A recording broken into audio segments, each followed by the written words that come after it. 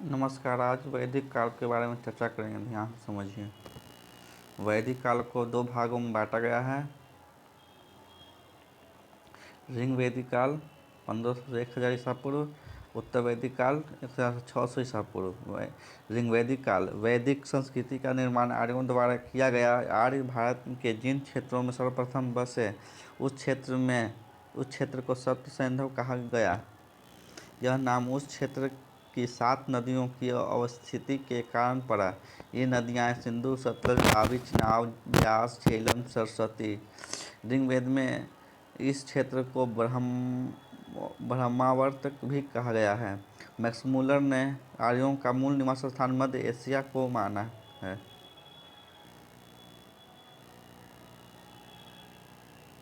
आर्यों की भाषा संस्कृत थी। समाज प्रधान था तथा प्रशासन 5 इकाइयों में बटा था: कुल, ग्राम, विष, जन, राष्ट्र। राजनीतिक संरचना की सबसे छोटी इकाई कुल या परिवार होती थी, जिसके प्रधान को कुलप कहा जाता था। गांव के मुखिया को ग्रामीणी, कई गांवों के समूह को विष के प्रधान को विषपति तथा अनेक विषों के समूह जन मुखिया को जनपति या राजा कहा जाता था। सूत, रथकार, कमायदी अधिकारी रत्निन कहे जाते थे। इनकी संख्या 12 होती थी। शतपथ ब्राह्मण में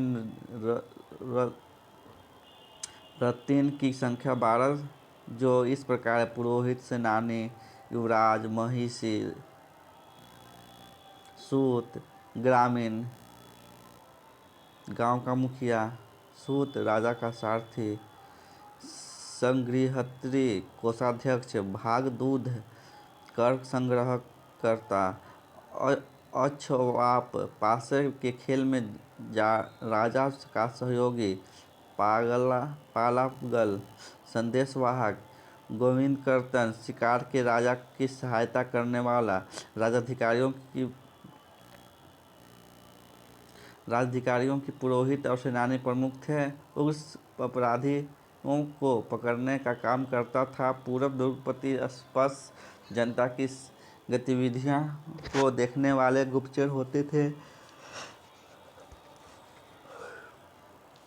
राजा को सलाह देने के लिए सभा समिति होती थी। सभा श्रेष्ठ एवं सम्भ्रात लोगों संस्था थी तथा समिति एक केंद्रीय राजनीतिक संस्था थी। समिति राजा को नियंत्रित करती थी।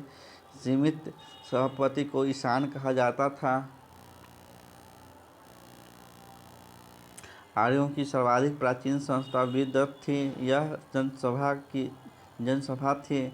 ऋग्वैदिक काल में महिलाओं भी सभा और विदत में भाग लेती थी। ऋग्वेद के 7वें मंडल में दशराज युद्ध का वर्णन आया है, जिसे भरत वंश के राजा सुदास एवं 10 राजाओं के संग 5 आर्य 5 अनार्य के मध्य पुरुषनी रावी नदी के तट पर युद्ध हुआ। इस युद्ध में सुदास विजयी हुए। भरत जन के मुख्य पुरोहित वशिष्ठ तथा 10 राजाओं के संघ के पुरोहित विश्वामित्र थे।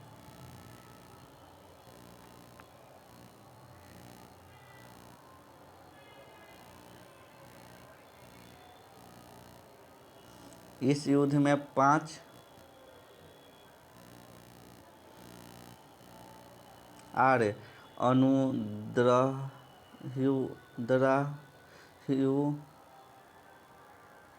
यदुपुरु, तुवर्स तथा 5 अनार्य आकिन, पक्य, भलानस, शिव, पसानिन थे।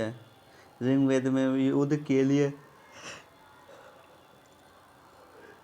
गविष्ट, गणवेशन, गाय की खोज आदि शब्द आए हैं। ऋग्वेद में इंद्र का उल्लेख 250 बार, अग्नि का 200, जन का 275, विष का 171, वरुण का 200, सोम का 144, गंगा का 1, यमुना का 3, गण का 10, राष्ट्र का 10, पृथ्वी का 1 बार उल्लेख आया है। ऋग्वेदी नदियाँ कुभा, काबुल, सुवास्तु स्वात कुरुमु कुर्रम गोमती गोमल वितिस्ता झेलम अस्कनी चिनाब पुरुषनी रावी शुतुर्दी सतलज विपाशा व्यास सदानीरा गंडक दृष्टवती घग्घर मरुद्विधा मरुवर्मन सुसामा सोहन। ऋग्वेद में कुल 42 नदियों का उल्लेख है जो अफगानिस्तान से लेकर यमुना तक फैली है। इसमें सबसे महत्वपूर्ण और पवित्र नदी सरस्वती का माना गया है। इसे दती तमा कहा गया है। ऋग्वैदिक देवता इंद्र युद्ध एवं वर्षा का देवता मरुत आंधी तूफान के देवता सरस्वती नदी देवी अरण्यानी जंगल की देवी पूषण पशुओं के देवता यम मृत्यु की देवता मित्र शतपथ प्रतिज्ञा के देवता आश्विन चिकित्सा के देवता सोम वनस्पति के देवता सूर्य जीवन देने वाला त्वष्टा धातुओं के देवता आर्य विवाह संधि के देवता विवस्वान देवताओं के जनक अग्नि मनुष्य देवताओं के लिए मध्यस्थता। ऋग्वैदिक काल के सबसे महत्वपूर्ण देवता इंद्र थे। देवियों नगण्य थी किंतु उषा अदिति सविता इत्यादि का उल्लेख आया है।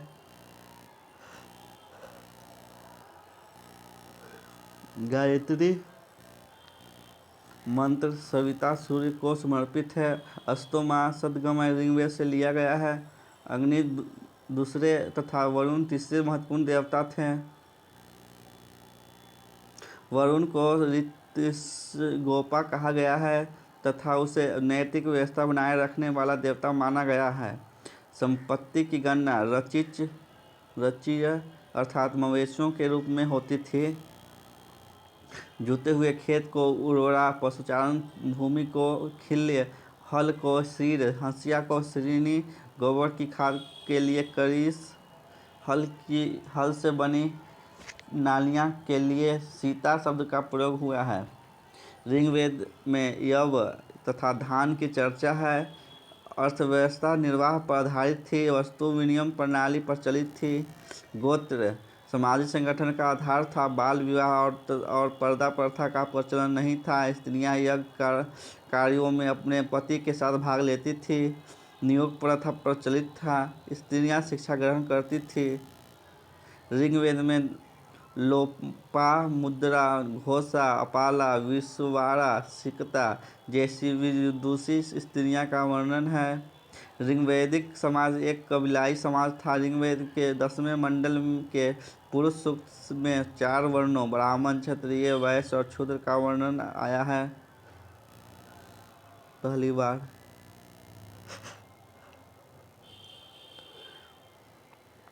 ऋग्वेद में गाय को अघन्या न मारने योग्य कहा गया है।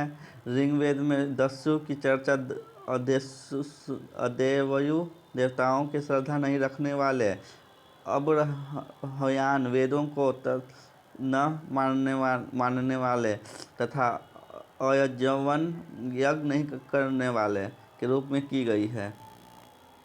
स्त्री तथा पुरुष दोनों आभूषणों के शौकीन थे। परिधान के 3 प्रकार है। वास शरीर के ऊपर का वस्त्र अधिवास कमर के नीचे का वस्त्र उसनीय पगड़ी अधोवस्त्र को नीवी कहा जाता था।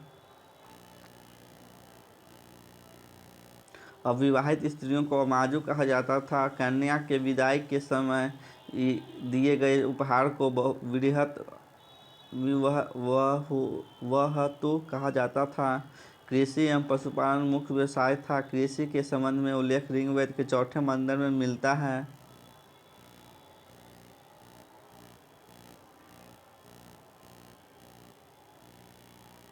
अतिथि को गोहंता कहा जाता था। ऋण देकर ब्याज लेने वाले व्यक्ति को बेकनाट या सूदखोर कहा जाता था। ऋग्वेद के मंडलों की रचनाकार प्रथम मंडल मधुछंदा दीर्घतमस अंगिरा। द्वितीय मंडल में गीतस्य मध्य भार्गव, तृतीय मंडल में विश्वामित्र, चतुर्थ मंडल में वामदेव देव, पंचम मंडल में अत्रि, षष्ठ मंडल में भारद्वाज, सप्तम मंडल में वशिष्ठ, अष्टम मंडल में कण्व, नवम मंडल में पवमान अंगिरस, दसम मंडल में महासुक्ति, क्षुद्र सुक्तिय। उत्तर वैदिक काल, इस काल में आर्यों का विस्तार पूर्व तथा दक्षिण पूर्व की ओर हुआ है और वे गंगा यमुना दोआब तक फैल गए हैं, जिनका जीवन अस्थायी हो गया है तथा पशुपालन की जगह कृषि को अधिक महत्व मिलने लगा। आर्यों के निवास स्थान को आर्यावर्त कहा गया। राजा का पद वंशानुगत होने लगा। ऋग्वैदिक कबीलों में जनपद का स्थान ले लिया। राजा अधिक शक्ति संपन्न होने लगे। उन पर सभा एवं समिति जैसी संस्थाओं का नियंत्रण कम हो गया। विदत पूर्णतः नष्ट हो गई। सभा में स्त्रियों का प्रवेश वर्जित हो गया। इस काल में राज शब्द का प्रयोग मिलने लगता है। बलि के अतिरिक्त भाग तथा शुल्क जैसे करों की चर्चा मिलती है। आय का 16वां भाग कर के रूप में लिया जाता था। कर्मकांडों के विधानों जैसे राजसूय, अश्वमेध व वाजपेयी आदि यज्ञों ने राजा की प्रतिष्ठा को बढ़ाया। उत्तर वैदिक काल में अनेक दार्शनिक राजा हुए। विदेह के जनक, ककेय के अश्वपति, काशी के अजातशत्रु तथा पंचाल के प्रवाहन जाबली। इस काल की संग्रहित भाग दुध, सुत, गोविंदकर्तन जैसे अधिकारी अस्तित्व में आए। इस काल में ऋग्वैदिक देवताओं का महत्व घट गया। नए देवता को प्रतिष्ठा प्राप्त हुई। इंद्र, वरुण आदि का स्थान प्रजापति विष्णु और रुद्र शिव ने ले लिया। ऋग्वैदिक काल में 7 पुरोहित थे। इस काल में उनकी संख्या 17 हो गई। यज्ञ एवं कर्मकांड खर्चीले एवं जटिल हो गए।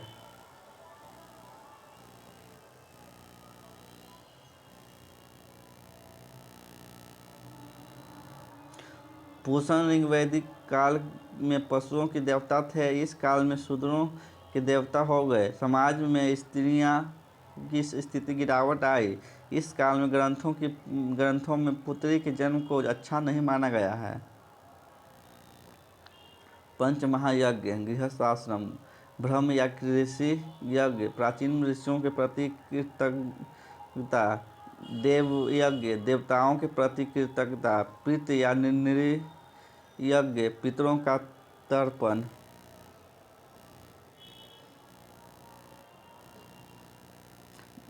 मनुष्य यज्ञ, अतिथि सत्कार, भूत यज्ञ, समस्त जीवों के प्रति कृतज्ञता।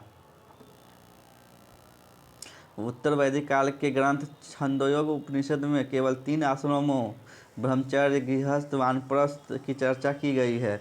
चारों आश्रम संन्यास शामिल का उल्लेख सर्वप्रथम जबालो उपनिषद में आया है। उत्तर वैदिक काल में वर्ण व्यवस्था कर्म पर आधारित न होकर जन्म पर आधारित हो गई।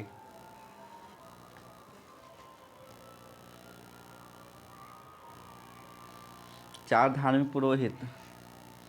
होत्री ऋग्वेद की प्रार्थना करने वाले पुरोहित जिन्होंने ऋग संहिता का पुनर्सृजन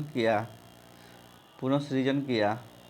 उद्गाता सामवेद का गायन करने वाले पुरोहित। अधर्वणु यजुर्वेद का मंत्रोच्चारण करने वाले पुरोहित थे। पशु बलि में हस्तकार्य भी संपन्न करते थे। ब्रह्मा इस बात की जांच करते थे कि यज्ञ विधि पूर्वक किया जा रहा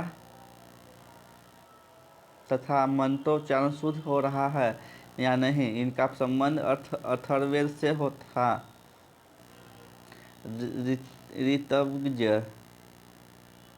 ऋतिज्व मुख्य पुरोहित रूप में सभी यज्ञों का पर्यवेक्षण करता था। 3 ऋण, गृहस्थाश्रम, देव ऋण, यज्ञ आदि करवाना, पितृ ऋण, धर्मानुसार संतान की उत्पत्ति करना, ऋषि ऋण, विधि पूर्वक वैदिक ग्रंथों का अध्ययन करना। इस काल में निष्क एवं शतमान नामक मुद्राएं प्रचलन में थी। वणिक संघों गण श्रेष्ठन का अस्तित्व था। कृष्ण बाट की मुख्य इकाई था। विभिन्न यज्ञ राजसूय यज्ञ और राज्याभिषेक के समय किया जाता था। इसमें सोम रस ग्रहण किया जाता था। राजा रत्नियों से घर जाता था।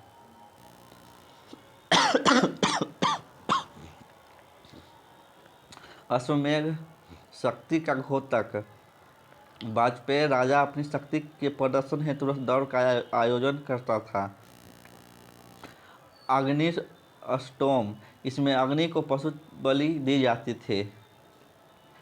देवताओं का वर्गीकरण। आकाश के देवता सूर्य, मित्र, घोष, विष्णु, उषा, सविता। अंतरिक्ष के देवता इंद्र, रुद्र, मरुत, वायु। पृथ्वी के देवता अग्नि, पृथ्वी, सोम, बृहस्पति, सरस्वती। यजुर्वेद में 40 मंडल 200 ऋचाएँ हैं। रत्नियों की चर्चा इस वेद में है। छंद वेद के पैर, कल्प वेद के हाथ, ज्योतिष वेद के आँख, निरुक्त वेद के कान, शिक्षा वेद की नासिका, व्याकरण वेद के मुख, वेदांग एवं वनस्पति विषय, शिक्षा शुद्ध उच्चारण, कल्प योगों का संपादन, व्याकरण नियम।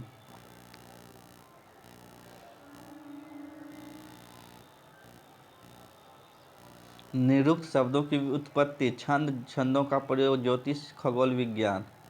प्रमुख दर्शन उनके प्रवर्तक चार्वाक, भौतिकवादी चार्वाक। योग पतंजलि, शाक्त कपिल, न्याय गौतम। पूर्व मीमांसा जैमिनी, उत्तर मीमांसा बादरायण, वैशेषिक कनाद या उल्लुक। वेद उनके ब्राह्मण, आरण्यक, उपनिषद एवं उपवेद।